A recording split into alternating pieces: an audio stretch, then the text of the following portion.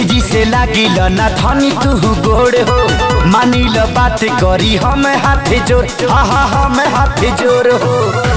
जानी बुझ कागे धनी जरा तारू जिया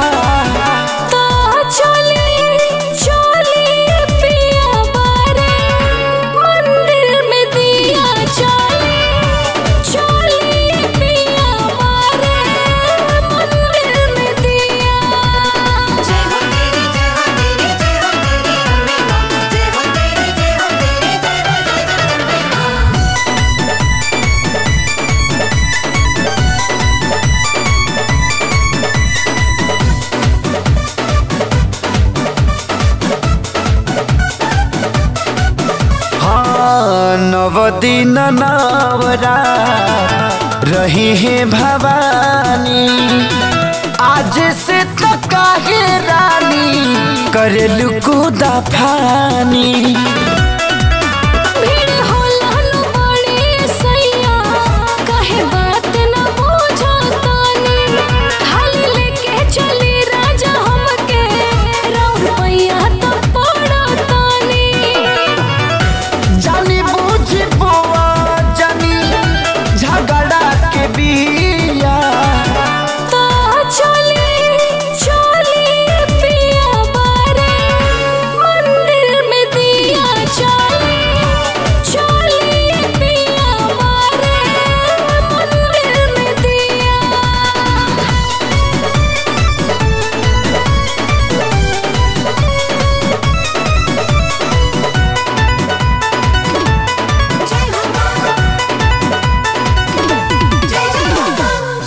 जहाँ तू कहबू रानी दर्शन कराई, ई मत बुझो नहीं तोहरा के ले जाई।